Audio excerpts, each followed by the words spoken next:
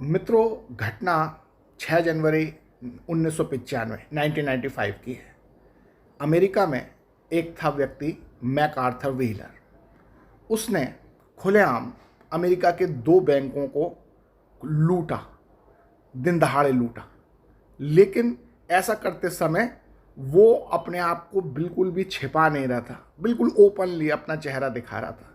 और यहाँ तक कि जो सीसीटीवी कैमरास लगे थे बैंक में, उनके सामने जा के बार बार उनके सामने अपना चेहरा दिखाता, मुस्कुराता, हंसता। ऐसा लग रहा था कि वो जानबूझ के अपने आप को दिखाना चाह रहा है कि वो बैंक लूट रहा है। तो आखिर ऐसा क्या कारण था जो इस तरह से वो हरकत कर रहा था? और जैसा कि स्पष्ट है कि जब वो बिल्कुल क्लियरली दिखाई दे रहा था कि यही व्यक्ति बैंक लूट रहा है, तो पुलिस ने कुछ ही घंटों में उसे गिरफ्तार कर लिया।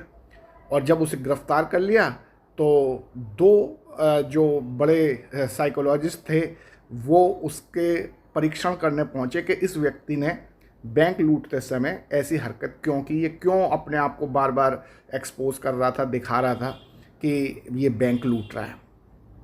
तो जब उससे पूछा गया पुलिस ने और जो साइकोलॉजिस्ट ने कि भाई तुम बैंक लूटी तुमने, तो कह रहा हाँ लूटी है मैंने। तो वो कह रहा तो आपका फिर जो सबूत है कि बैंक लूटते समय आपका जो चेहरा दिखाई दे रहा है कैमरे पर, क्या आप ही हो? कि नहीं, ये झूठा वीडियो है। सब चक्कर में पड़ गए कि ये क्या बात है। ये खुद कह रहा है कि बैंक मैंने लूटी, लेकिन ये जो सीसीटीवी कैमरे में फ़ोटो जो दिखाई दे रहा है इसका, कह रहा है कि ये झूठा है, ये मेरा फ़ोटो नहीं है। अब इसी बात के लिए साइकोलॉजिस्ट बुलाए गए थे, 2 साइकोलॉजिस्ट। उनका नाम था डनिंग एंड क्रेजर। जब उन साइकोलॉजिस्ट ने उससे बार बार पूछा व्हीलर से कि भाई जब तुम इस वीडियो में दिखाई दे रहे हो तो ये मना क्यों कर रहे हो कि तुम्हारा चेहरा नहीं है? तो कह रहा ऐसा हो ही नहीं सकता कि ये मेरा चेहरा हो। तो आखिर उन दोनों साइकोलॉजिस्ट ने पूछा कि भाई आप ऐसा क्यों कह रहे हो कि ये आपका चेहरा नहीं हो सकता? तो उसने कहा क्योंकि मैंने अपने चेहरे पर नींबू का रस अच्छी तरह मला था। वो दोनों साइकोलॉजिस्ट बिल्कुल आश्चर्य पड़ गए कि भाई तुमने अगर नींबू का रस अपने चेहरे पे अच्छी तरह से मला था तो इसकी वजह से तुम्हारा चेहरा कैमरे पे क्यों नहीं दिखाई देगा? तो कह रहा मैंने एक जगह पढ़ा था कि अगर पेन की इंक में, पेन की स्याही में अगर नींबू की बूंदें मिला दी जाएं तो वो इनविजिबल इंक बन जाती है और वो दिखाई नहीं देती। इसी तरीके से मैंने अपने चेहरे पर नींबू की रस खूब अच्छी तरह से मल लिया था तो मेरा चेहरा इनविजिबल हो गया और वो कैमरे पर दिखाई नहीं देगा। ये सुनकर पहले तो वो दोनों साइकोलॉजिस्ट बहुत ज़ोर से हंसे और फिर उन्होंने इस पर बहुत गंभीर रिसर्च किया और फिर उन्होंने अपना ये नियम दिया जिसे ड्रगिंग एंड क्रेजर इफ़ेक्ट कहते हैं। तो ये इफ़ेक्ट कहता है कि कुछ लोग ऐसे होते हैं जिन्हें किसी विषय की आधी अधूरी सी, सतही सी जानकारी होती है, लेकिन वो इस जानकारी को पूर्ण सत्य समझते हैं और उसको एग्रेसिवली प्रमोट करते हैं और मानते हैं कि ये बिल्कुल ठीक है, हम जो कह रहे हैं, हमें जितनी भी जानकारी है जो आधी अधूरी, जो भी वो अपने आप को कहते हैं कि ये आधी अधूरी, ये पूरी जानकारी है। वो कहते हैं हमें जितनी जानकारी है वो पूरी और बिल्कुल ठीक है। तो जब कोई व्यक्ति इस तरह से व्यवहार करता है कि जब उसको आधी अधूरी जानकारी हो, सतही जानकारी हो, लेकिन वो समझे कि मेरी ये जानकारी बिल्कुल सही है और वो उस पर दृढ़ता से कायम रहे और उसे एग्रेसिवली प्रमोट करे, तो इस बात को ही हम डनिंग एंड क्रेजर इफ़ेक्ट कहते हैं। इसे कॉग्निटिव बायस भी कहते हैं।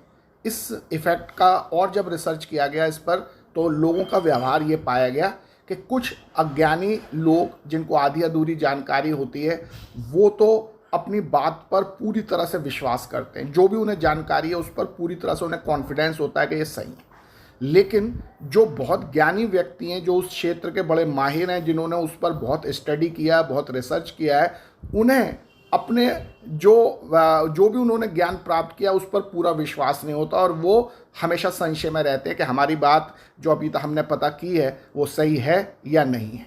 तो यानी जो अज्ञानी है, जिसको आधी अधूरी जानकारी है, जो नीम हकीम है, वो तो जितनी भी जानकारी है उस पर पूरी तरह से विश्वास करता है, पूरी तरह कॉन्फिडेंट रहता है।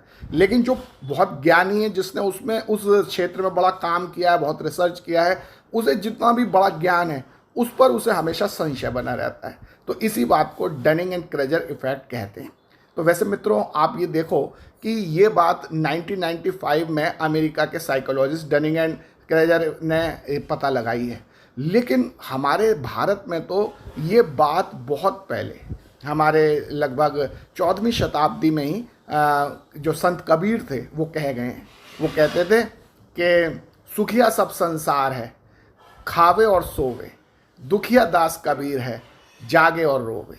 यानी जो संसार है ये तो अज्ञानी है, इन्हें कुछ पता ही नहीं है कि वास्तव में क्या है सत्य। तो ये तो अज्ञानी लोग हैं, तो इसलिए बड़े सुखी हैं, खाते हैं सोते हैं, इनको कोई चिंता नहीं, कोई टेंशन नहीं। लेकिन जो कबीर दास हैं, जो इतने ज्ञानी हैं, जिन्होंने रात दिन इस पर चिंतन मनन किया है, आराधना की है, वो उन्होंने जितना भी ज्ञान प्राप्त किया अभी तक, उन्हें अभी अपने उस ज्ञान पर अभी भी संशय है, और वो अभी तक जगत की, आत्मा की, परमात्मा की सत्यता को पूरी तरह नहीं समझ पाए हैं, और वो अभी भी अपने ज्ञान पर संशय कर रहे हैं।